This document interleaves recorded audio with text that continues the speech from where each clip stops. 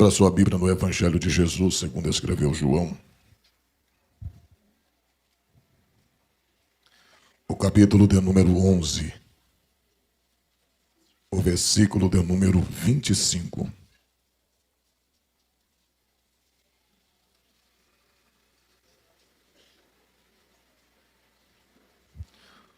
Amigo Real Potts, Deus seja louvado pela sua vida. É uma bênção, né? A gente está sempre nos eventos juntos, né? Aqui no Rio. Daqui a pouco a gente vai estar fora também, em nome de Jesus. Quantos acharam, digo amém. Disse-lhe Jesus: Eu sou a ressurreição e a vida. Quem crê em mim, ainda que esteja morto, viverá. E todo aquele que vive e crê em mim nunca morrerá. Crê tu isso? Tome seus assentos em nome de Jesus.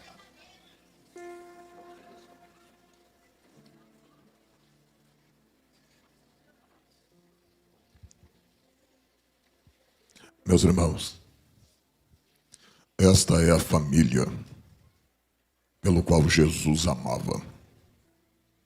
Esta era a família pela qual Jesus frequentava a casa desta família.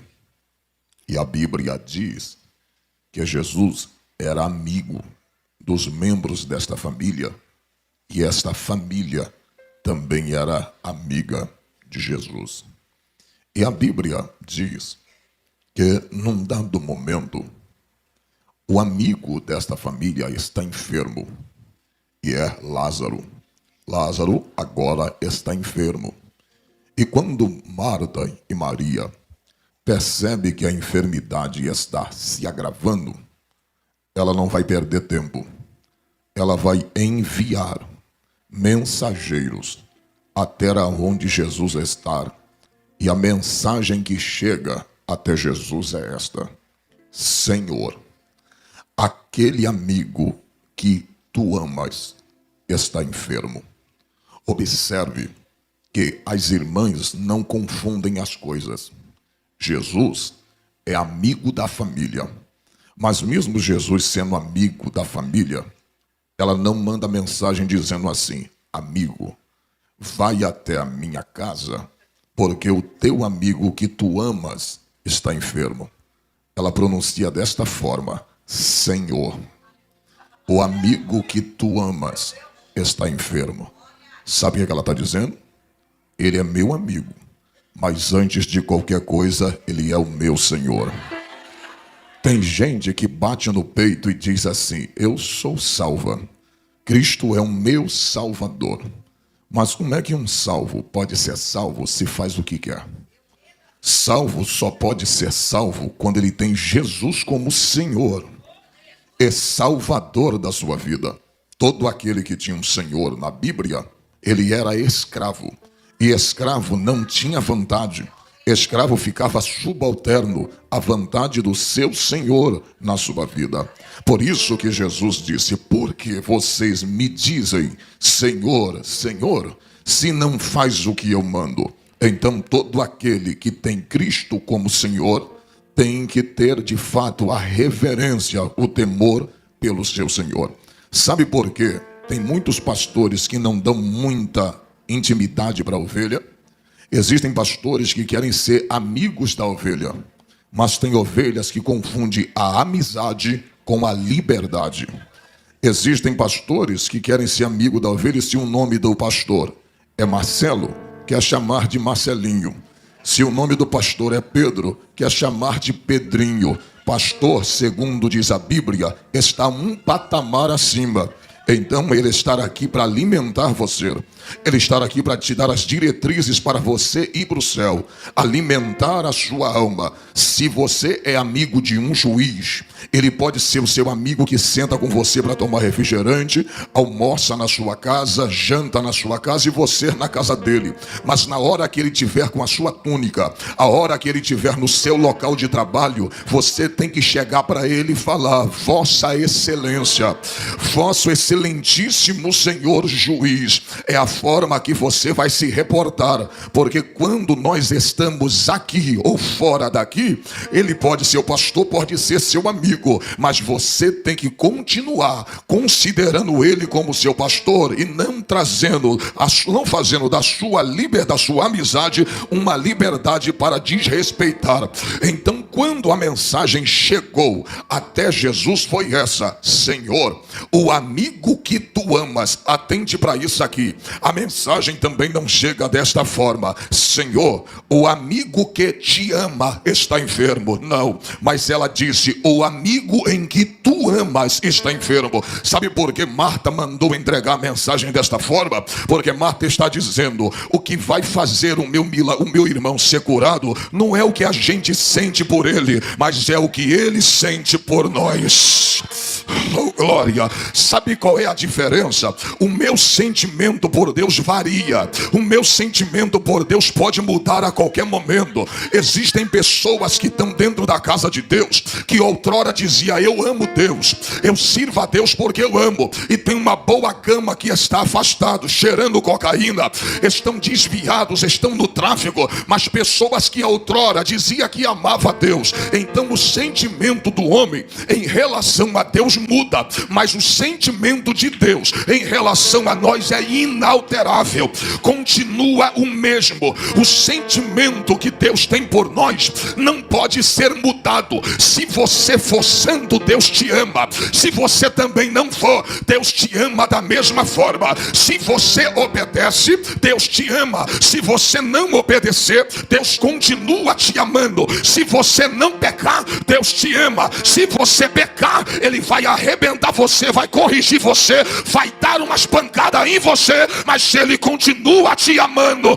Nada que eu faça pode aumentar ou diminuir o que Deus sente por mim e por você. É incondicional. Isto não está imposto uma condição para Deus te amar. Então escute o que eu vou falar. Não faça disso uma doutrina, mas pelo menos algo que está no texto. E isso acontece por muitas vezes na Bíblia. Deus disse para Israel: eu não estou te dando vitória porque vocês estão pelejando, porque vocês estão clamando a mim. Essa vitória que eu estou dando a vocês é por amor ao meu nome. Você não entendeu? Existem vitórias que Deus vai te entregar. Não é por causa do teu clamor, não é por causa da tua adoração, não é por causa da tua oração, é pelo fato de Deus te amar. Deus vai te dar essa vitória. Você tem base para isso, trovão? Você está lembrado do capítulo 7, verso 11 do livro de Lucas? A Bíblia diz que a viúva, o seu filho está morto. Ela não clama, ela não adora, ela não ora, mas Jesus chega e disse para o cortejo: o teu filho vai despertar agora. Oh glória! Tem gente aqui, olha para cá, a única coisa que ela tinha era lágrima. Tem gente aqui que está sem força para orar, tem gente aqui que está sem força para adorar, tem gente aqui que está sem força para clamar, mas ainda tem lágrima. E se o teu clamor não fala, a tua lágrima fala. Alguma coisa diante do Deus que tu serve. Ei, glória! Então escute isso aqui. Não tem como nem eu e nem você sair daqui hoje sem ser abençoado. Que é isso, trovão? Vou repetir mais uma vez. Não tem possibilidade de nem eu e nem você sair daqui sem ser abençoado. Como, trovão? Porque se Deus não te abençoar pela tua oração, se Deus não te abençoar pelo teu clamor, se Deus não te abençoar pela tua oração, Deus vai te abençoar por aquilo que Ele sente por você. Oh glória! Eita glória! Será que você não tem coisas que você recebeu, que você olha para dentro de si e diz: não teria condição de receber isso, embora a graça é favor imerecido, mas tem coisas que você sabe que você recebeu porque Deus ama você. Existem coisas que Deus vai te dar pelo simples fato dele amar você. Você quer ver uma coisa? Ontem eu estava ali no interior de São Paulo, em São Sebastião do Paraíso. Soltei em Franca e fui até Minas, 1h30. Eu tô passando na loja assim, aí eu vi um sapato. Falei, minha esposa gosta. Falei, eu vou comprar. Comprei esse sapato. Cheguei, dei um beijo nela, daqui a pouco abri a bolsa, falei, aqui, ela, o que é isso? Eu falei, é um sapato. Ela me beijou, nossa, você acertou, que bom, que lindo, não sei o quê. Você sabe por que eu dei a ela? Não foi porque ela me pediu, é porque eu a amo. Oh, glória! Oh, glória!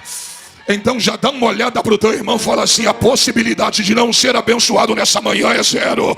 Se não receber pelo clamor, se não receber pela adoração, se não receber pela oração, vai receber pelo que Deus, oh glória. Cadê você que vai abrir a boca?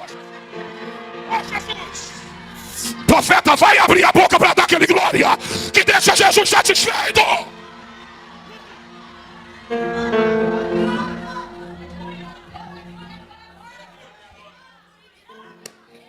Quando Jesus recebe a palavra, ele vai mandar a mensagem de volta dizendo, diz para elas, que esta enfermidade não é para a morte, mas é para que o nome do meu Pai seja glorificado através dela. Não, você não entendeu. Essa enfermidade não é para a morte. Olha para cá, irmãos. Se você for observar e fazer uma boa exegese do texto, a enfermidade matou Jesus, a enfermidade matou Lázaro. Então como que Jesus disse, essa enfermidade não é para a morte, se a enfermidade matou Lázaro? Jesus está dizendo, essa enfermidade vai matar Lázaro para o mundo, mas para mim ele continuará vivo. Agora olha para cá.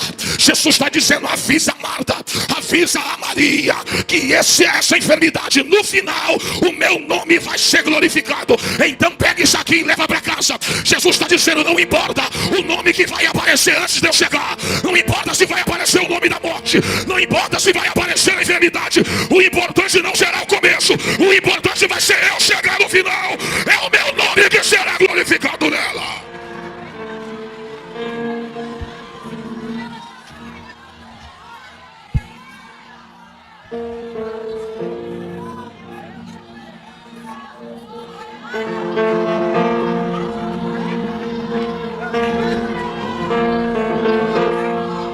Se tu não der glória com o que eu vou falar agora, eu já vou parar.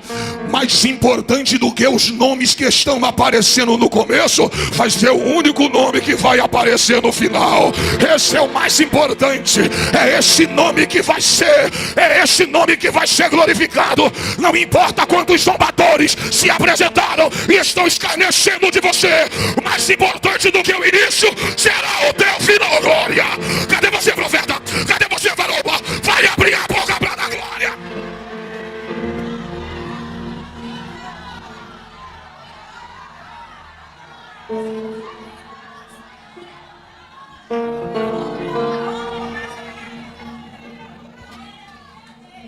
Quando Jesus disse, essa enfermidade não é para a morte, mas a enfermidade mata Lázaro, ele está dizendo que aquela morte, aquela enfermidade ia causar uma morte paliativa, momentânea.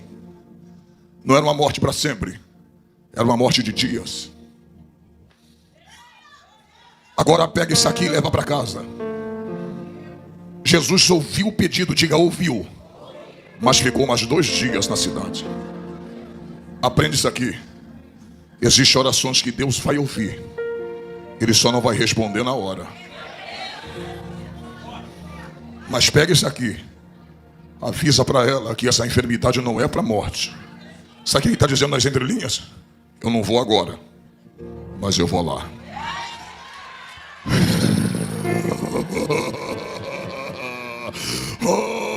Oh, glória. Então qual é o segredo? É clamar. Não deixe de clamar. Continua clamando. Oh, glória. Ainda que ele não responda, mas se ele já ouviu, e se ele já ouviu, o veredito já foi dado. Eu não vou na hora que você quer, eu não vou no momento que você me pediu, mas a hora que eu chegar lá, eu vou. Ó, profeta, vai abrir a boca para dar glória. Vai abrir a boca para adorar o nome do Nazareno.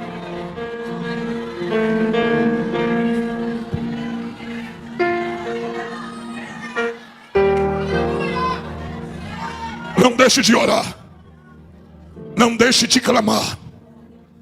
Ele ouve, mas demora mais 2 dias. Diga 2 dias. 2 dias depois, Jesus vai a Betânia. Repita, 2 dias depois.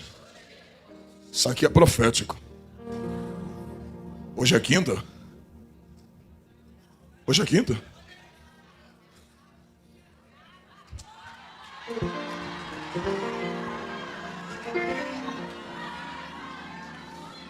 Quantos pegam essa palavra profética? É só mais 2 dias. Aguenta firme que está faltando pouco, varoa. Ele já ouviu a tua queixa. Ele já ouviu que teu filho está no tráfico. Ele já ouviu que o teu marido foi embora. Ele já ouviu que você está enferma. Ele já ouviu essa luta que você está passando. Ele já ouviu e ele já deu a ordem no final. É o meu nome que será glorificado.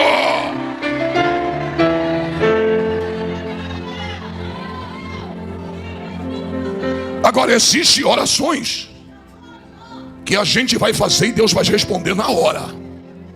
Onde está isso, trovão? Capítulo 18 de 1 de Reis. Elias falou, vamos acabar com a palhaçada. Subamos ao Carmelo. E o Deus que responder por fogo, esse será Deus em Israel. Quando Elias falou isso, parece que eu estou vendo o diabo fazendo assim com a mão, ó. Parece que eu estou vendo dando uma olhadinha para Jeová dizendo, tu perdeu, hein? Você tem como me provar o que você está falando? Tenho. Porque no capítulo 13 e 14 do Apocalipse, fala que o dragão vai dar poder ao falso profeta. E ele vai fazer cair fogo do céu. Sabe quem vai dar poder ao falso profeta? O diabo. E o diabo do Novo Testamento é diferente do Velho? O mesmo diabo que vai fazer cair fogo na grande tribulação, podia fazer cair no Carmelo. O diabo já estava satisfeito dizendo agora, porque Baal é uma representação de Lúcifer. Lúcifer está dentro do seu coração dizendo, é hoje que o fogo vai descer. Parece que eu estou vendo o Senhor dando uma trava no cão e dizendo, baixa a bola, porque no Carmelo só quem vai fazer cair fogo sou eu aqui hoje. Oh, glória! Você não entendeu, na casa de Isabel não tem lugar para fogo estranho. Varão, se tu não abrir a boca para Jesus, eu vou voar aqui hoje. Eu estou sentindo uma graça muito forte. Há uma presença poderosa do Espírito de Deus. Abre a boca para adorar, profeta. Abre a boca para adorar, varão.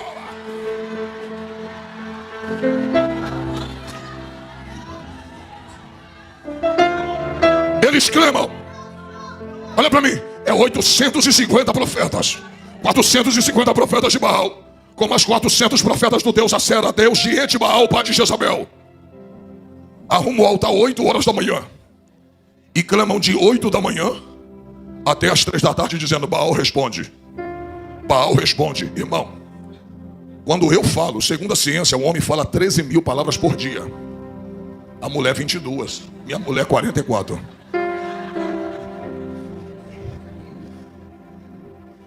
Olha pra cá. Imagina, clamar é tirar daqui de dentro que já não consegue mais se conter. Eles clamaram, agora olha para cá. 850 homens clamando durante 7 horas. Dá quase 1 milhão de palavras. 1 milhão de palavras e 7 horas de clamor. Baal não responde. Elias pega o altar e diz, Baal está viajando. Deve estar tirando um sono. Ajeitou o altar. Colocou o sacrifício. Colocou a água ao redor do altar. Aquela água ali não estava chovendo em Israel. O céu estava fechado. E Elias vai colocar no altar o que estava faltando.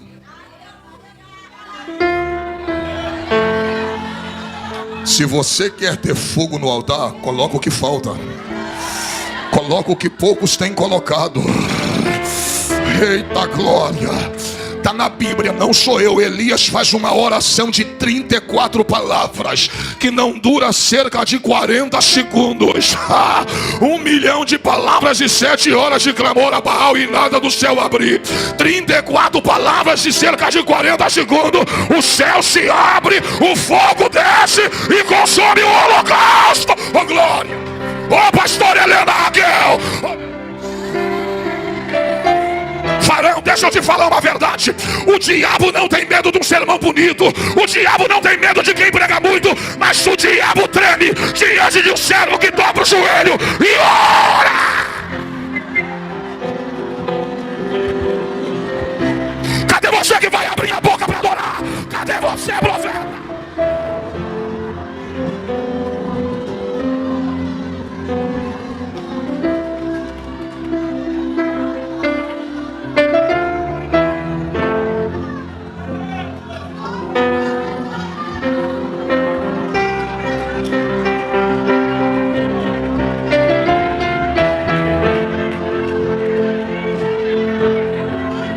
Quem está sentindo essa presença de Jesus aqui?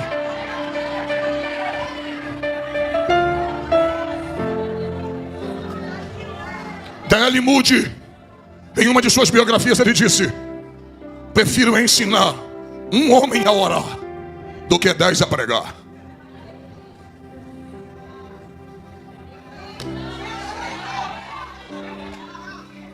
O diabo sabe que quando você ora, você pode dobrar o joelho vazio, mas quando tu levanta, eita glória, eita glória. Varoa, olha pra cá. Isso aqui é um canhão. Isso aqui é outro canhão. E na tua boca tem um projétil que destrói toda a estrutura de luz. Oh glória. Abre a boca pra adorar aí, varoa. Abre a boca pra adorar aí.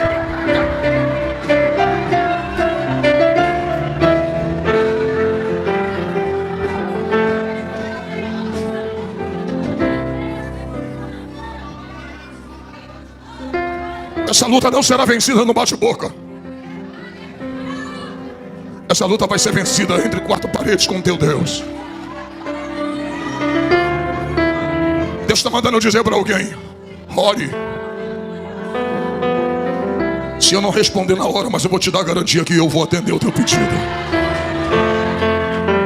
E tem oração que Deus vai responder de imediato. Eita glória. Eita glória. Essa enfermidade não é para a morte, mas é para glorificar o meu nome através dela. Não, você não entendeu. Jesus está mandando, eu disse, olha para cá. Quando Marta mandou chamar Jesus, ela está dizendo, chega antes que ele morra. Intervenha antes que morra. Talvez você está assim, Deus, entra logo, senão o divórcio vai sair. Entra logo, senão meu filho vai ser condenado. Entra logo, senão eu vou perder a casa. E tem oração que Deus vai ouvir, que ainda vai demorar um pouquinho, mas Ele vai bradar no teu coração e dizer, eu vou agir. Olha para mim. Quando Ele disse, o meu nome será glorificado por ela, Ele está dizendo, não importa o nome que apareça. Ainda que todos estejam falando, quando eu chegar, o único nome que será glorificado é o meu. Você não está entendendo não? Para Marta mandar chamar Jesus, é sinal que os recursos de ir no médico haviam esgotado. Os remédios haviam esgotados. Você não está entendendo? É Deus que está permitindo os recursos acabarem.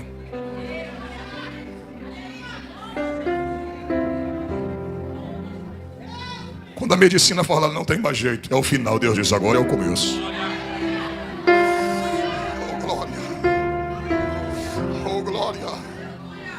Olha para mim. Quando Jesus falou que ia voltar, olha para cá. Os discípulos de Jesus olharam para ele e disseram assim, mestre, há pouco tempo tu saiu da Judeia e saiu correndo porque eles queriam te apedrejar e te matar, e tu vai voltar para lá. Olha para mim, o dia que eu li isso aqui, a lágrima veio no meu olho. A cidade de Betânia expulsou Jesus. Diga, expulsou. Tem famílias, olha para mim. Se uma igreja como Laodiceia, do pastor até o último membro, colocaram Jesus para fora, você acha que uma cidade sem ele também não expulsa? Existem cidades, existem países inteiros que Deus não encontra guarida em seus corações. Existem famílias que estão expulsando Deus, estão tão ocupadas com a idolatria, estão tão ocupadas com o pecado que Deus tenta bater na porta, mas não abre. A grande questão é: se a Judeia expulsou Jesus, por que ele iria voltar agora? Sabe o que Deus falou comigo? Sabe por que eu ia voltar para socorrer Marta e Maria? Não é por causa dos ímpios, foi por causa dos justos. Você não entendeu? Ele foi, mas ele ia voltar. Jesus também foi. E ele não vai arrebatar a igreja por causa dos ímpios. Ele vai arrebatar a noiva por causa dos justos. Eu vou falar. Sabe o que fez Jesus voltar para aquela cidade? Repita: duas justas. Diga: dois justos. Olha para mim, tem gente aqui que está dizendo: mas é só eu dentro de casa. Minha mãe é feiticeira, meu pai é idólatra, são espírita, meu irmão não gosta que escuta som evangélico dentro de casa. É só eu dentro daquela família e dentro daquela casa. É isso aí que eu vim aqui profetizar. Pelo fato de ter você dentro daquela casa como servo de Deus, essa é a garantia que o diabo não reinará na tua família. Jesus está voltando. Jesus virá. E a hora que ele chegar, quando o valente guarda uma casa, ele guarda esta casa em segurança e tudo quanto tem dentro dela. Mas sobrevindo outro mais valente do que ele, amarra aquele valente e liberta aquela casa.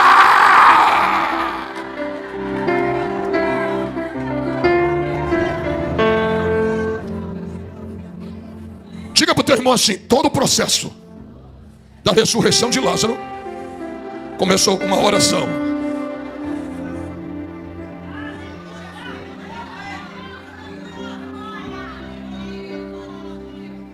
Todo o processo que Deus fez na minha vida começou com o joelho de um casal, meu pai e minha mãe. Fui nascido e criado dentro do Evangelho. Servi a Deus na época da igreja do pastor Tio Otônio, na igrejinha pequena de baixo. Depois se construiu a sede onde nós estamos até hoje, do qual meu pai e minha mãe servem a Deus no mesmo lugar há 50 anos, sem mudar de congregação. Olha para cá. Cresci escutando os homens louvando, a orquestra. Só que sabe como é filho de crente? Vai passando os períodos e eu digo que a minha geração foi a melhor geração que já existiu. Porque a minha geração, eu brinquei de bola, eu brinquei de ioiô, eu brinquei de peão, eu brinquei de búlica, eu brinquei de gude, pique lateiro, pique esconde, pique tá, pique alto, polícia e ladrão. Foi a melhor geração. A gente brincava. Carniça, quem lembra? A nossa geração foi a melhor que já existiu. Ali a gente viveu de verdade. Hoje tudo isso foi substituído pela tecnologia. As pessoas já não brincam, já não se comunicam mais, mas eu vivi aquele momento, nós vivemos esse momento. E só que a gente vai crescendo, vai saindo da adolescência. E com 15 anos eu já comecei a querer sair. Eu tinha regra para chegar em casa. Eu tinha que sair 7h30 da noite e 10h30 da noite eu tinha que estar em casa. Se eu passasse dessa hora, o chicote comia. Apanhava de verdade.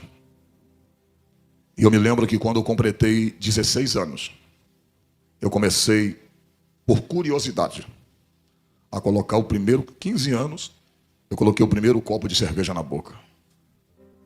E aquela foi a minha perdição. Porque naquela época, quando você bebia uma cerveja, você se sentia mais adulto. E o que eu fazia? Não tinha dinheiro para comprar o cigarro. Eu pegava as guimbas de cigarro com os amigos e começava a fumar. E chegava em casa, antes de chegar em casa, usava house. Ou então pegava a pasta de dente na rua mesmo, com a escova que já botava no bolso, e escovava o dente e chegava em casa.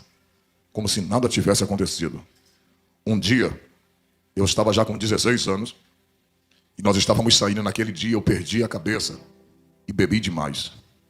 E quando eu estava bem tonto, bem ébrio, um rapaz chegou para mim que se dizia meu amigo e disse: só tem um jeito de tu ficar bom. Eu falei: como? Ele disse: experimente isso aqui. Ele tirou um saco de cocaína do bolso. Eu falei: como se faz isso? Ele preparou aquela trilha para mim, E eu cheirei aquilo. Quando eu cheirei, o efeito do álcool foi embora na hora, cortou. E olha como é que o diabo me pegou.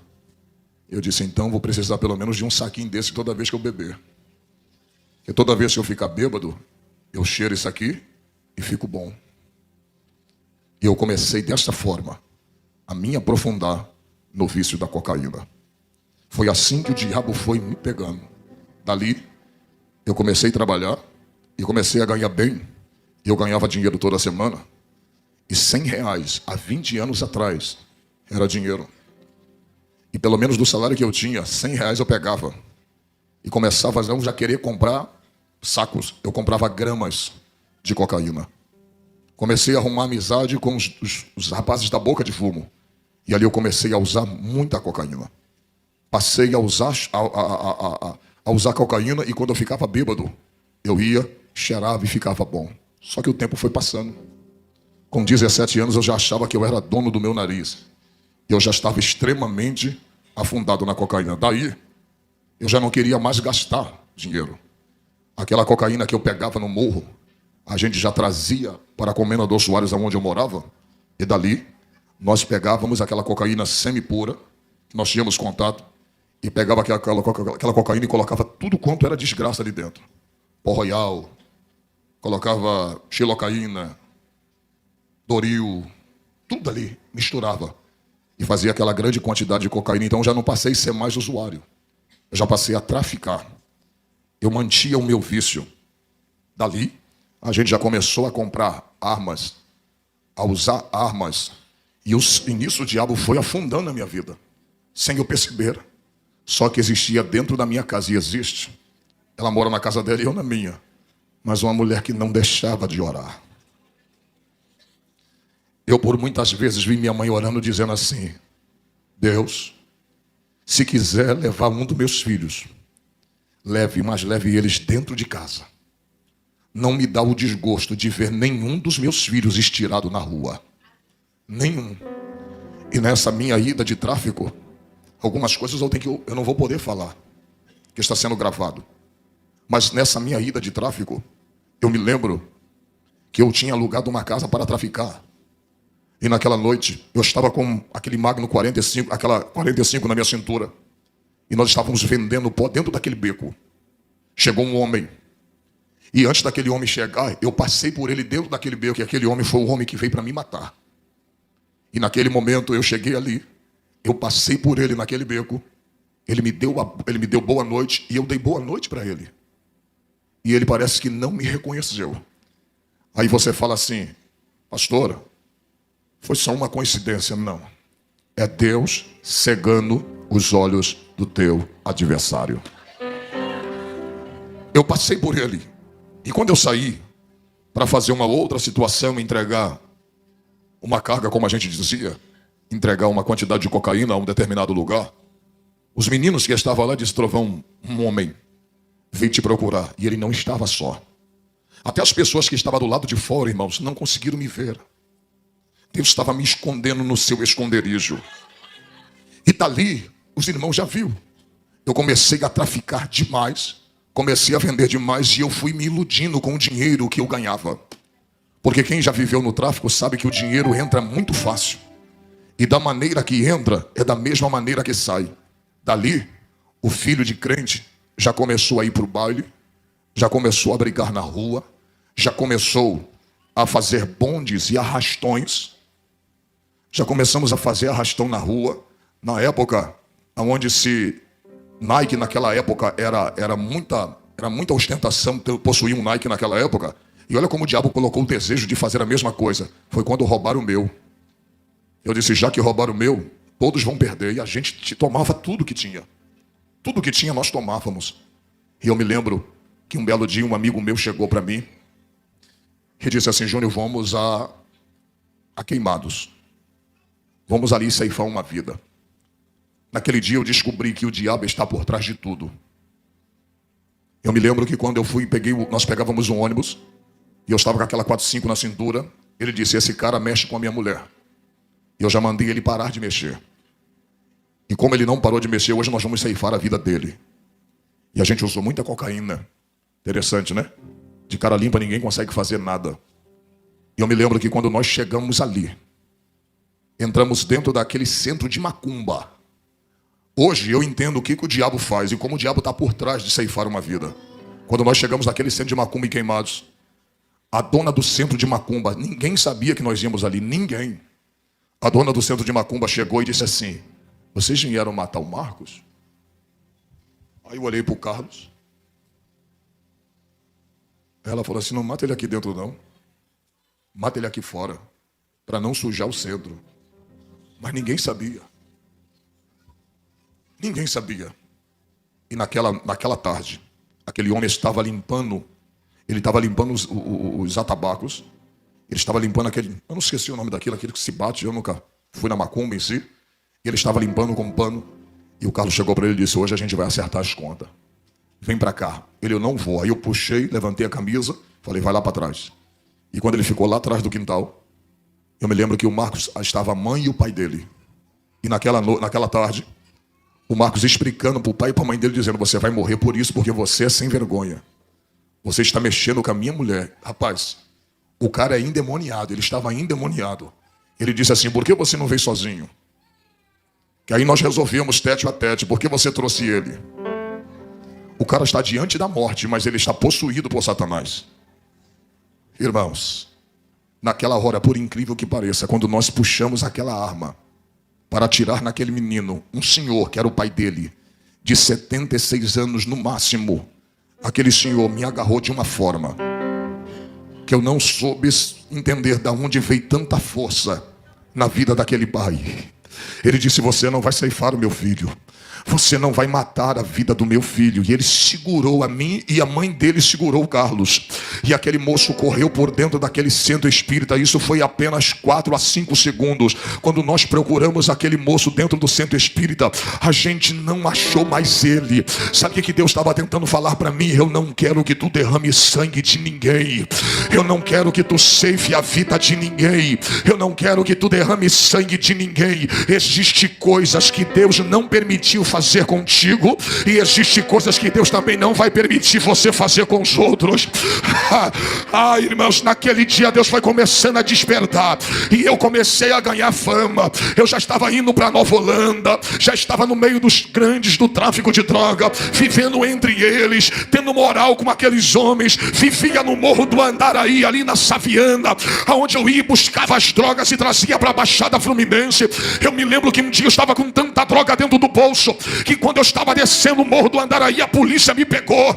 E quando a polícia me pegou, eu falei assim: moço, eu sou viciado. E eu conversei com ele, porque eu entendia que para ser malandro eu não precisava falar gíria. Eu nunca falei uma gíria, eu nunca disse qual é, eu nunca disse compadre, eu nunca disse qual é irmão, eu nunca usei isso, porque eu entendia que para ser malandro não precisava falar gíria. Aquele polícia me pegou e disse: rapaz, o que é que você está fazendo nessa vida? Essa vida não é para você. Sai dessa vida. Talvez o lá de cima está te dando uma oportunidade. Larga essa vida. Eu vou prender a tua droga. E sabe o que ele disse para mim? Se eu te levar para a cadeia, tu assina o 12 e tu vai puxar um bom tempo de cadeia, mas alguma coisa está me dizendo para mim ficar com a tua droga e deixar você embora. Era a oração da minha mãe dizendo: cuida do meu filho, guarda do meu filho, livra a vida do meu filho, protege a vida do meu filho.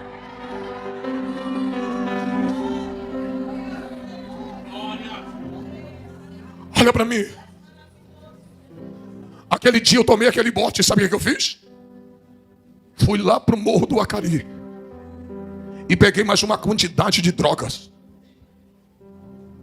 e fui para dentro de uma casa de um amigo meu chamado Virley. Colocamos aquela grande quantidade de cocaína, parecia um monte, dentro de um prato. Comecei a cortar aquela cocaína na gilete, fazendo as trilhas, e nós começamos a cheirar, eu e ele, cheirar, até o ponto que naquela noite meu nariz começou a sangrar. E quando eu percebi que eu ia ter uma overdose de cocaína, eu nunca esqueci quem eu fui. Quando você se afasta, todo afastado um dia já experimentou Deus, e não existe ninguém que experimente Deus e esqueça dele. Eu estava naquela mesa com meu nariz sangrando, e quando eu vi que eu ia ter aquela overdose, eu comecei a cantar na frente daquele amigo meu que era ímpio como eu também era. Eu cantei desta forma: eu sei que errei, mas peço outra vez uma chance. Eu quero voltar, prometo seguir como antes. Não dá pra ficar distante assim, com essa angústia no olhar. Por isso preciso ao primeiro amor voltar. Eu quero voltar ao primeiro amor. Preciso voltar ao primeiro amor. Quebra minha vida, faça-me de novo. É tudo que eu preciso para ser um vaso novo. E nessa hora a lágrima começou a descer, e eu dizia: não dá para ser feliz longe do teu amor. Por isso eu preciso de outra chance, Senhor. Oh, irmãos, eu guardava um temor dentro do meu coração. Por isso que quando eu tentava matar alguém, eu nunca conseguia. Eu já troquei tiro com polícia, eu já troquei tiro com pessoas, mas eu nunca consegui propriamente tirar a vida de alguém. E eu sempre desejava, o diabo sempre botava no meu coração: tira a vida de alguém. O diabo sempre quis que eu derramasse sangue para ele beber, mas tinha uma mulher orando de cabelo branco dizendo: guarda meu filho, protege meu filho, livra a vida do meu filho. Um dia se reuniu eu e mais 3 e disse: hoje nós vamos tomar tudo, e quem revidar a gente vai matar. Estávamos decididos a fazer uma arrastão, e o primeiro que se levantasse, o primeiro que revidasse, nós íamos matar. Estávamos com touca, já predisposto a fazer tudo aquilo, tudo premeditado. E quando nós saímos para fazer um assalto, naquela noite eu não vi, mas quando a pessoa viu que haviam 3 elementos andando pela rua, suspeito, aquele policial apaisano seguiu a gente. E quando ele seguiu a gente, na hora que eu puxei do revólver, eu estava com um Magno 357, 6 polegadas, parecia um coringa cromado. Quando eu puxei aquele revólver para fazermos o assalto, eu só comecei a ver do outro lado da rua fogo saindo do cano daquele revólver. O primeiro pegou na minha barriga, aqui. Eu tomei o primeiro tiro aqui. E o amigo que estava comigo, hoje é presbítero da Assembleia de Deus, aonde eu congrego, ele tomou o primeiro tiro na perna e ele caiu. E por incrível que pareça, Deus não queria eu deixar matar ninguém. Eu frente a frente com aquele polícia, ele do outro lado, eu apontei o revólver. Irmãos, quem tem revólver sabe, o Magno não falha. Aquele revólver não tem como picotar uma bala. Eu apontei para a direção dele, para dar no peito dele. Quando eu apontei e apertei o gatilho, o revólver falhou. Deus segurou aquela bala. E quando eu dei o primeiro, falhou, e eu tomei o outro, que eu virei. Quando eu vi que ele ia atirar, eu corri e bateu aqui na minha mão. Onde a minha mão tá furada, bateu aqui, vazou aqui. E quando eu dei o segundo, aí pegou. Mas eu já dei com as costas, virando o pescoço e atirando para ele não atirar mais em mim. Naquele dia ali, eu tomei 2 tiros. O Henrique tomou um na perna. E o cara chegou na cabeça dele e disse: você vai morrer. E apareceu gente não sei de onde, saiu, a rua estava semideserta. Apareceu pessoas não sei de onde, gritou: não faça isso com esse jovem.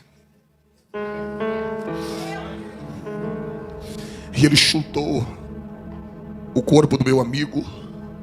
E eu corri. Peguei um ônibus, nós não estávamos de carro, pegamos um ônibus. Rendi aquele ônibus, puxei aquela arma imensa. Rendi o motorista e disse: me leva até a minha casa. Me leva até a Comendador Soares. Nós tomamos tiro em Nova Iguaçu, lá na Dalvomor, na troca de tiro com policiais. Eu disse: me leva até minha casa, não para ninguém. Quando ele me parou, deixou num ponto próximo da minha casa, eu desci, joguei a arma na linha do trem E quando eu joguei a arma na linha do trem, eu vim para casa. Eu estava com a camisa branca, eu estava com a calça branca e uma camisa verde, um blusão verde por cima, que escondia aquela arma. Quando eu cheguei em casa, que eu tirei a minha camisa, gritei minha mãe, falei: mãe.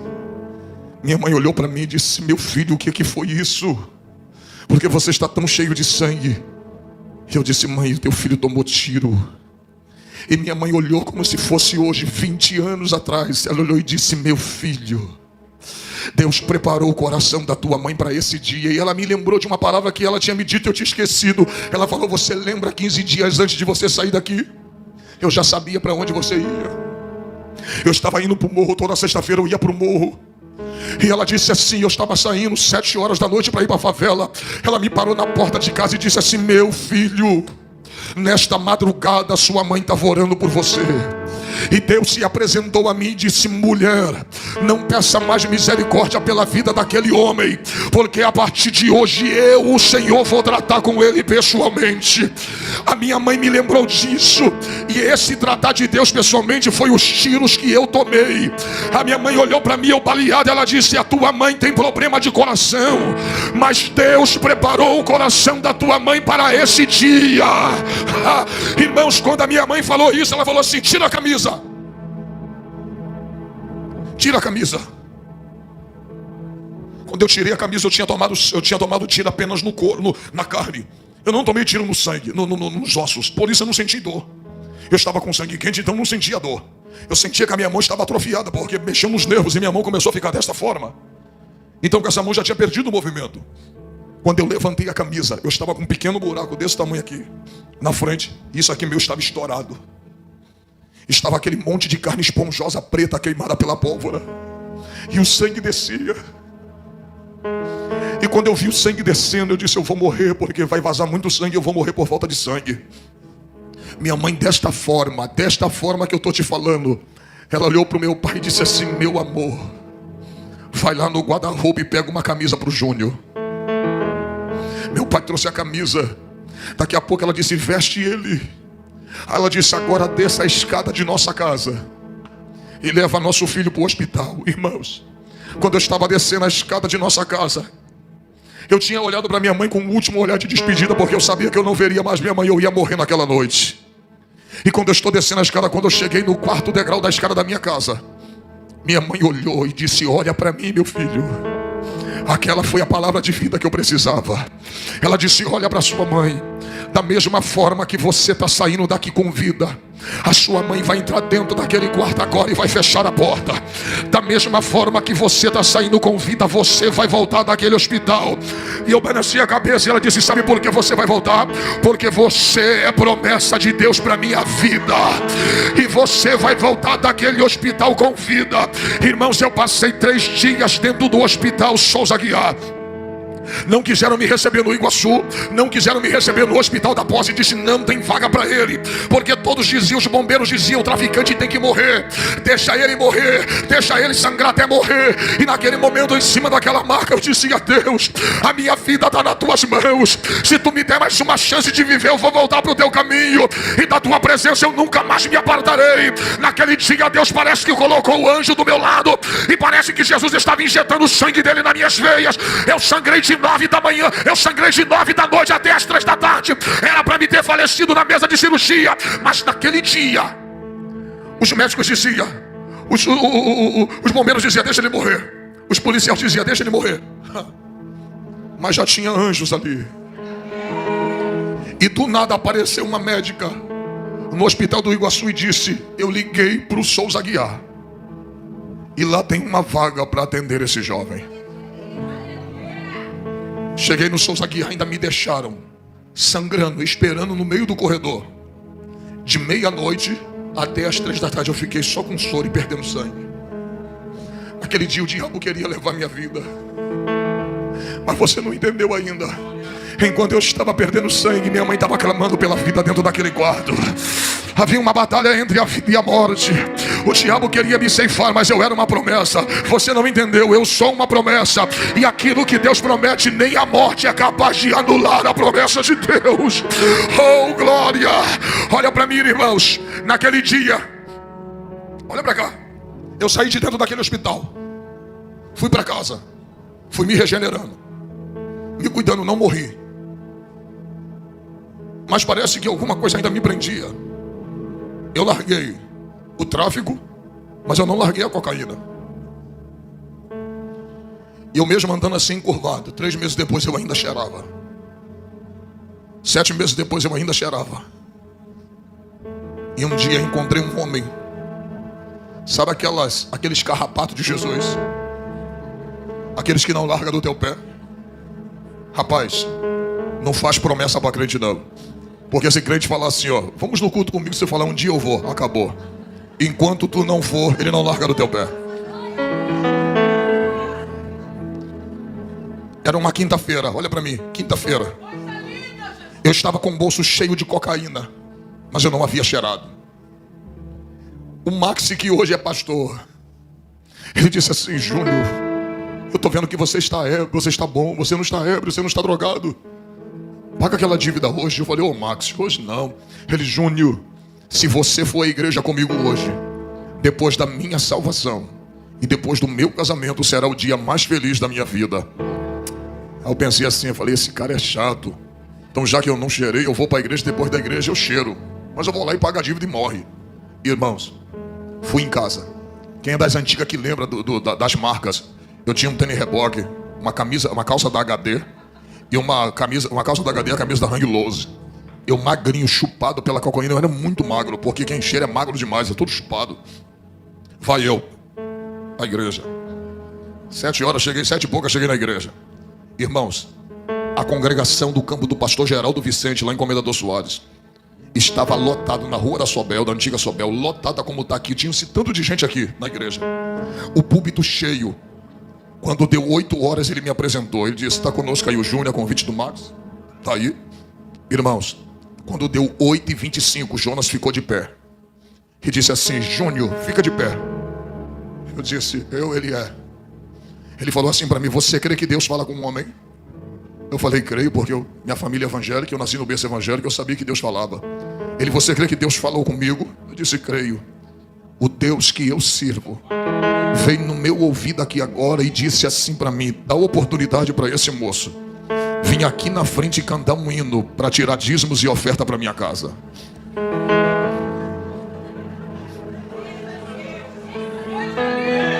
Naquele dia eu descobri, sabe o quê?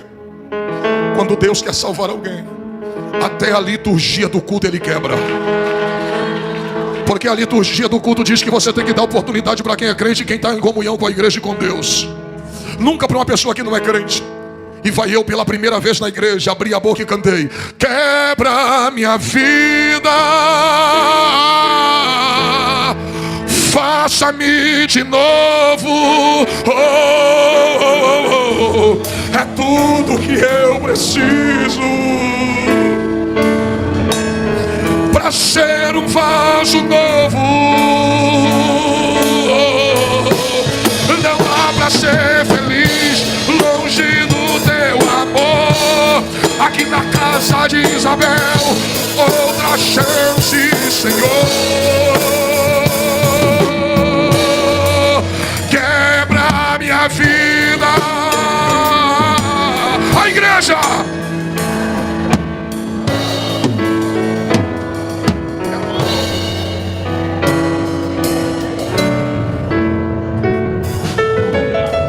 Você está pensando que eu aceitei Jesus? Não cheirei naquela noite.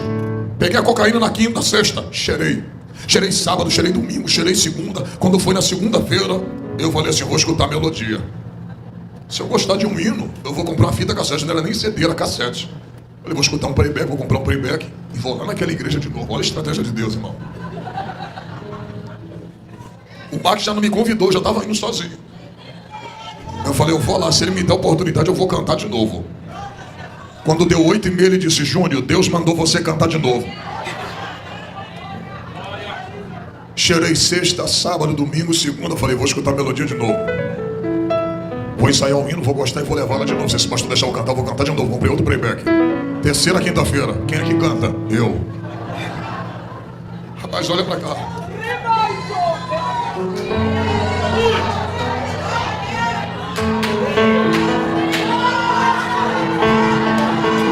Ele colocou o ministério dele em xeque por causa da minha alma. Porque aquilo ali da reunião de ministério. Como você pode deixar uma pessoa que não é crente assumir um púlpito que é santo?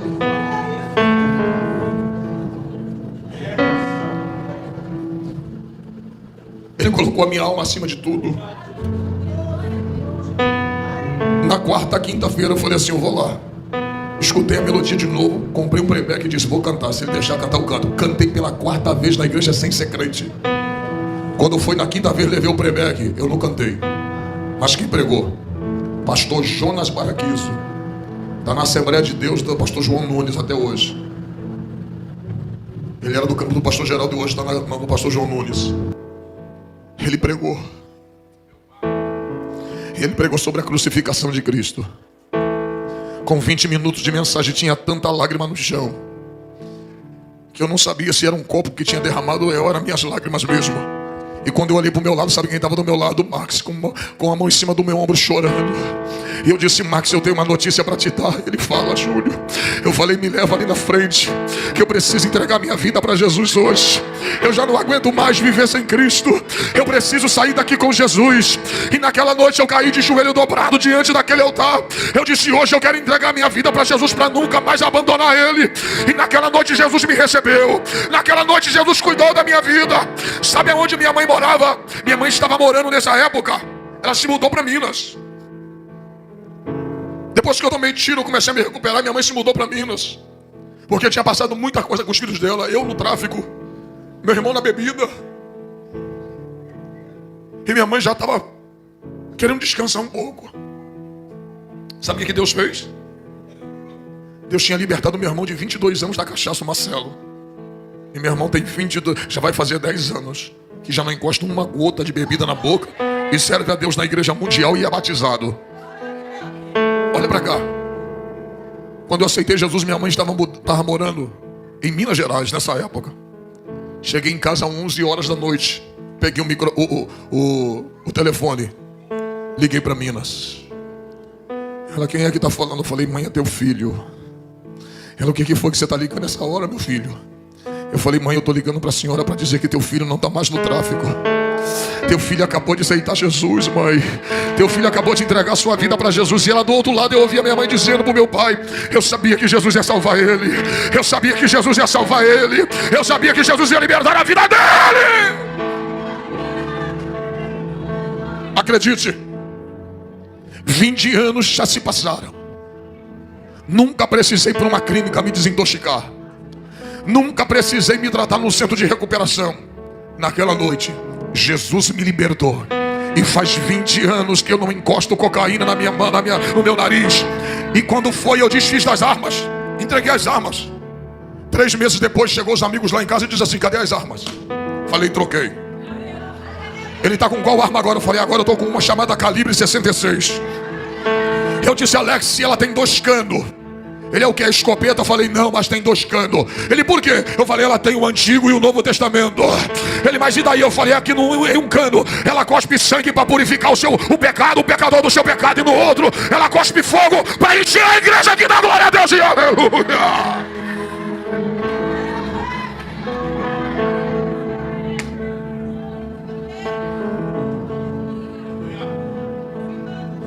Minha esposa está aqui, não me deixa mentir. Encontrei o Jonas Baraquizo trabalhando numa loja aqui em Nova Iguaçu. Dei um abraço nele. Se alegrei com ele. 2 dias depois eu voltei em Nova Iguaçu com um paco meu de DVD. Falei, aqui, toma todos esses DVD. Esse aqui é os DVD do teu filho na fé. Isso aqui é os DVD que Deus deu para o teu filho pregar. Eu sou teu filho na fé. Olha o que Deus está fazendo na vida do teu filho. Abracei ele. Eu disse, muito obrigado por ter acreditado na minha vida. Oh, glória. E sabe o que ele falou? Outro dia eu cheguei e busquei ele dentro da casa dele. E ele disse, deixa eu te ouvir pregar. Um dia eu ouvi ele pregar. E teve uma hora que ele sentou e ouviu o filho dele falar de Jesus. Eita glória. Olha para o teu irmão, pega na mão dele e diga, não deixa de orar. Deus está ouvindo a tua oração, mas uma hora ele vai responder ela, e a hora que ele responder, no final, é o nome do Senhor que será glorificado. Finaliza aqui. um ex-traficante. Já rodei o Brasil inteiro pregando. Já tive em todas as capitais pregando. Já tive em diversos países do mundo falando que Jesus salva e liberta. Um homem que era instrumento na mão do diabo, hoje é lavado, remido, servo de Deus, é instrumento na mão do Deus vivo. Agora olha para mim. Para arrebentar com o diabo, meu pai e minha mãe estão vivos. Minha mãe e meu pai viu Jesus me salvar. Foi no meu batismo. Viu Jesus me separar a auxiliar de trabalho, a diácono. De diácono eu passei a evangelista. E há 7 anos atrás minha mãe foi na minha consagração de pastor. Oh glória, oh glória. Você não entendeu? As promessas que Deus te fez, você vai viver, para que todas elas se cumpram diante dos teus olhos.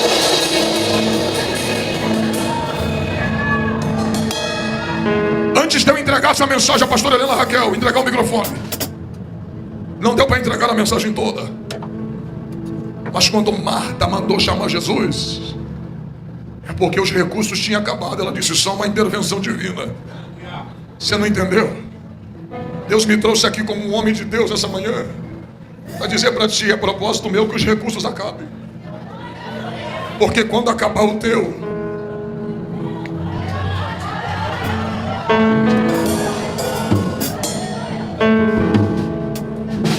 o diabo pode acabar com todos os recursos externos, todos os recursos materiais, mas ainda tem uma coisa que vai trazer Deus para esse negócio: tua fé e o teu clamor.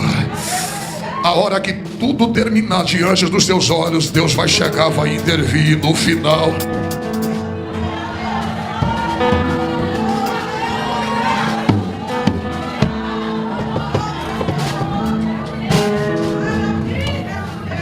Eu vejo testemunhos dessa forma aqui.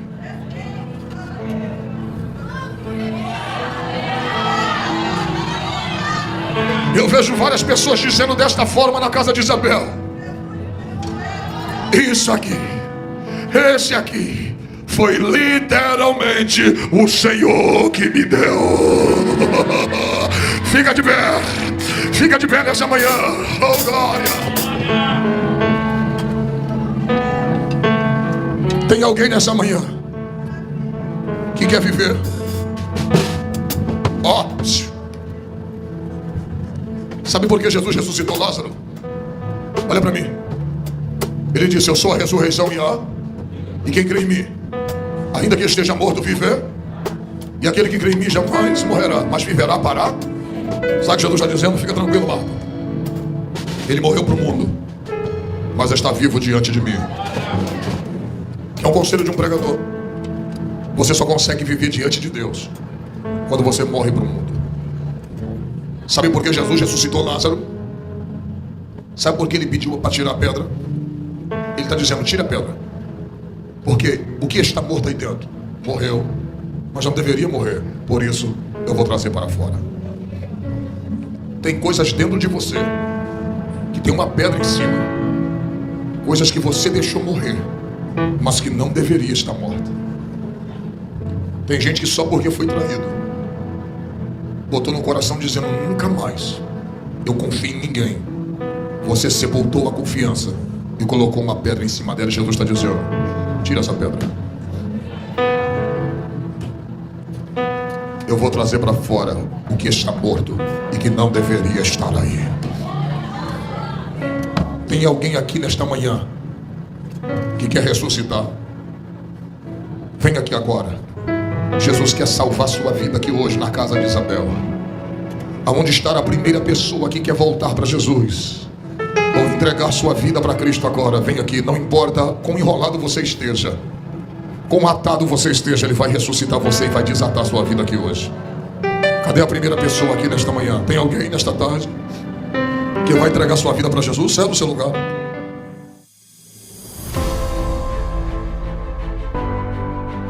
Se o Espírito Santo tocou sua vida hoje, confirme isso com um like. Inscreva-se e escreva nos comentários a promessa que Deus renovou em você. Compartilhe esta mensagem e seja canal de bênção.